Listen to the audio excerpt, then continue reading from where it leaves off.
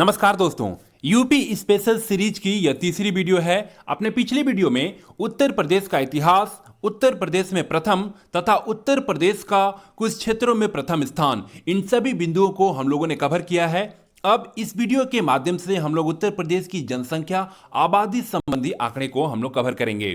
तो चलिए शुरू करते हैं। अब देखिए यहाँ पे उत्तर प्रदेश संबंधी जो जनसंख्या और आबादी से जो आंकड़े हैं वे 2011 की जनगणना के आंकड़े हैं और इन आंकड़ों से आज तक परीक्षा में प्रश्न पूछे जाते हैं। इस नाते ये बहुत ही महत्वपूर्ण है परीक्षा की दृष्टि से और यहां से सीधा प्रश्न पूछा जाता है। तो चलिए शुरू करते हैं। सबसे पहला पॉइंट है, भारत में सबसे अधिक जनसंख्या वाला राज्य है उत्तर प्रदेश, यानी कि भारत में सबसे अधिक जनसंख्या जो है वो उत्तर प्रदेश में है। इसके बाद दूसरा पॉइंट है, चीन, भारत, अमेरिका और इंडोनेशिया की जो जनसंख्या है ये आप देखेंगे कि इनकी जो जनसंख्या है वो उत्तर प्रदेश से अधिक है, लेकिन ब्राजील की जो जनसंख्या है ये लगभग उत्तर प्रदेश के बराबर है। इसके बाद तीसरे नंबर पर है, उत्तर प्रदेश की जो सकल जनसंख्या है वो है 19,98,12,341, यानी कि करीब 20 करोड़ जो है उत्तर प्रदेश की सकल जनसंख्या है। इसके बाद चौथे नंबर पर है, भारत की कुल जनसंख्या का ये 16.51% है। इसके बाद पांचवें नंबर पर है, स्त्री पुरुष लिंगानुपात। तो स्त्री पुरुष का जो लिंगानुपात है वे है 912:1000। इसके बाद छठवें नंबर पर है, गरीबी रेखा से नीचे निवासित जनसंख्या जो है वे 29.43% है, यानी कि उत्तर प्रदेश में गरीबी रेखा से नीचे जो लोग निवासित करते हैं उनकी जो संख्या है वे 29.43% है। इसके बाद सातवें नंबर पर है, देश में सर्वाधिक एससी आबादी वाला राज्य उत्तर प्रदेश है और उत्तर प्रदेश में एससी जो आबादी है वे 16.6% है। इसके बाद आठवें नंबर पर है, सर्वाधिक व सबसे कम आबादी वाले जिले। तो यहां पे आप देखेंगे कि सबसे ज्यादा आबादी वाला जो जिला है वो है इलाहाबाद, जिसका नाम अब प्रयागराज हो गया है। इसके बाद सबसे कम आबादी वाला जो जिला है वो है महोबा। इसके बाद 9वें नंबर पर है, सर्वाधिक व सबसे कम जनघनत्व वाले जिले। देखिए यहां पे जनघनत्व का मतलब होता है 1 वर्ग किलोमीटर में औसत निवासियों की संख्या को हम जनघनत्व कहते हैं। और यहां पे सबसे ज्यादा जो है जनघनत्व वो गाजियाबाद में है और सबसे कम जो है वो ललितपुर में है।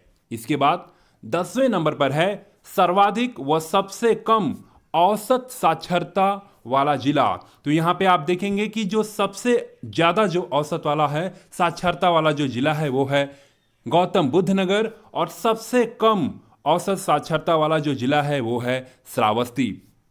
इसके बाद 11वें नंबर पे है, सर्वाधिक व सबसे कम महिला साक्षरता वाला जिला। तो यहां पे आप देख रहे होंगे कि सबसे ज्यादा जो महिला साक्षरता वाला जिला है वो है कानपुर नगर और सबसे कम महिला साक्षरता वाला जो जिला है वो है श्रावस्ती। इसके बाद 12वें नंबर पर है, सर्वाधिक व सबसे कम पुरुष साक्षरता वाला जिला। तो यहां पे सबसे ज्यादा पुरुष साक्षरता वाला जिला है गौतम बुद्ध नगर और सबसे कम जो है पुरुष साक्षरता वाला जिला है वो है श्रावस्ती। देखिए ये आंकड़े बहुत ही महत्वपूर्ण है परीक्षा के नजरिए से। और अभी जो यूपीएसआई की परीक्षा होने वाली है, यूपी कांस्टेबल की परीक्षा होने वाली है, लेखपाल की परीक्षा होने वाली है, इन सभी परीक्षाओं में इन आंकड़ों से सीधा प्रश्न पूछे जाते हैं। इसलिए ये बहुत ही इंपॉर्टेंट है, बहुत ही महत्वपूर्ण है। आप बिल्कुल बारीकी से चीज़ों को देखिए, पढ़िए और हो सके तो, संभव हो सके तो आप एक प्रॉपर नोट्स बना लीजिए इन सब चीज़ों का। चलिए आगे देखते हैं। आगे है 13वें नंबर पर, सर्वाधिक व सबसे कम लिंगानुपात वाला जिला। तो यहां पे आप देखेंगे कि जो सबसे ज्यादा लिंगानुपात वाला जिला है वो है जौनपुर और सबसे कम जो लिंगानुपात वाला जिला है वो है गौतम बुद्ध नगर। इसके बाद 14वें नंबर पर है, सर्वाधिक व सबसे कम शिशु लिंगानुपात वाला जिला। तो यहां पे सबसे ज्यादा शिशु लिंगानुपात वाला जो जिला है वो है बलरामपुर और सबसे कम जो शिशु लिंगानुपात वाला जिला है वो है बागपत। इसके बाद 15 नंबर पर है, सर्वाधिक व सबसे कम एससी आबादी वाला जिला। तो यहां पे सबसे ज्यादा एससी आबादी वाला जिला है सीतापुर और सबसे कम एससी आबादी वाला जिला है बागपत। इसके बाद 16वें नंबर पर है, सर्वाधिक व सबसे कम एससी प्रतिशत वाला जिला। देखिए इसके पीछे जो है वो केवल एससी आबादी वाला जिला था, यहाँ पे अब प्रतिशत वाला जिला है। तो यहाँ पे आप देखेंगे कि सबसे ज़्यादा एससी प्रतिशत में जो है वो कौशाम्बी में है, और सबसे कम एससी की जो आबादी है वो प्रतिशत में बागपत में है। इसके बाद 17 नंबर पर है सर्वाधिक व सबसे कम एसटी आबादी वाले जिले। तो आप देखेंगे कि उत्तर प्रदेश में सबसे ज्यादा एसटी आबादी वाला जो जिला है वो है सोनभद्र, और सबसे कम एसटी आबादी वाला जो जिला है वो है बागपत। इसके बाद 18 नंबर पर है सर्वाधिक व सबसे कम एसटी प्रतिशत वाले जिले, यानी कि यहां पे केवल एसटी आबादी की बात हो रही थी, अब यहां पे प्रतिशत की बात हो रही है। तो आप देखेंगे कि सबसे ज्यादा एसटी प्रतिशत वाला जो जिला है वो है सोनभद्र, और सबसे कम एसटी प्रतिशत वाला जो जिला है वो है बागपत। यानी कि ये जो दोनों आंकड़े हैं बिल्कुल मिलते जुलते हैं, बिल्कुल सेम हैं। आगे आप देखेंगे 19 नंबर पर, तो सर्वाधिक जनघनत्व वाले 5 जिले घटते क्रम में। तो घटते क्रम में आप देखेंगे कि गाजियाबाद है, इसके बाद वाराणसी है, फिर लखनऊ है, फिर संत रविदास नगर है, और उसके बाद 5वें नंबर पर है कानपुर है। ये घटते हुए क्रम में है। इसके बाद 20वें नंबर पर है न्यूनतम जनघनत्व वाले 5 जिले, और ये बढ़ते क्रम में हैं। तो यहाँ पे आप देखेंगे कि ललितपुर है, सोनभद्र है, हमीरपुर है, महोबा है और चित्रकूट है। और ये जो 5 जिले हैं ये बढ़ते क्रम में हैं, यानी कि कम, फिर उससे ज़्यादा, फिर उससे ज़्यादा, फिर उससे ज़्यादा। इसके बाद 21वें नंबर पर है सर्वाधिक साक्षरता वाले 5 जिले, और ये जो 5 जिले हैं वो घटते क्रम में हैं, यानी कि कुछ ऐसे हैं, यानी कि सबसे ज़्यादा, फिर कम, फिर कम, फिर सबसे कम। तो यहाँ पे आप देखेंगे कि पहले नंबर पर है गौतम बुद्ध नगर, दूसरे नंबर पर है कानपुर, तीसरे नंबर पर है औरैया, चौथे नंबर पर है इटावा, और 5वें नंबर पर है गाजियाबाद।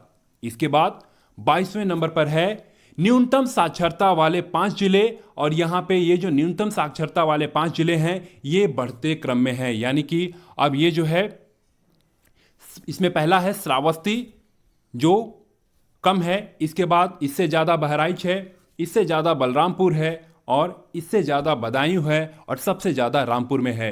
यानी कि ये बढ़ते हुए क्रम में हैं, अब ये बढ़ रहे हैं। इसके बाद 23वें नंबर पे आप देखेंगे कि सर्वाधिक महिला साक्षरता वाले 5 जिले हैं, और ये घटते हुए क्रम में हैं। तो इसमें आप देखेंगे कि कानपुर, लखनऊ, गौतम बुद्ध नगर, चौथे नंबर पर है औरैया, और 5वें नंबर पर है गाजियाबाद। और ये जो आंकड़े हैं ये जो जिले हैं ये घटते हुए क्रम में हैं, इसे जरा आप लोग ध्यान रखिएगा। इसके बाद 24वें नंबर पर है न्यूनतम महिला साक्षरता वाले 5 जिले, और ये जो 5 जिले हैं ये बढ़ते हुए क्रम में हैं। इसमें पहला है श्रावस्ती, दूसरा है बलरामपुर, तीसरा है बहराइच, चौथा है बदायूं, और 5वां है रामपुर। इसके बाद 25वें नंबर पर है सर्वाधिक पुरुष साक्षरता वाले 5 जिले, और यहाँ पे सर्वाधिक पुरुष साक्षरता वाले ये जो 5 जिले हैं ये घटते हुए क्रम में हैं। और देखिए परीक्षा में यहाँ से सीधा प्रश्न पूछा जाता है, कई बार हमसे बढ़ते हुए क्रम में पूछा जाता है और कई बार घटते हुए क्रम में, इसलिए आप बिल्कुल बारीकी से चीज़ों को देखिए और समझने की कोशिश करिए। तो यहाँ पे पहला है गौतम बुद्ध नगर, दूसरा है औरैया, तीसरा है इटावा, चौथा है गाजियाबाद, और 5वां है झांसी, यानी कि ये घटते हुए क्रम में थे। इसके बाद 26वें नंबर पर है न्यूनतम पुरुष साक्षरता वाले 5 जिले, और ये जो न्यूनतम पुरुष साक्षरता वाले 5 जिले हैं ये बढ़ते हुए क्रम में हैं। तो यहाँ पे आप देखेंगे कि पहले नंबर पर श्रावस्ती है, दूसरे नंबर पर बहराइच है, तीसरे नंबर पर बलरामपुर है, और चौथे नंबर पर बदायूं है, और 5वें नंबर पर है रामपुर।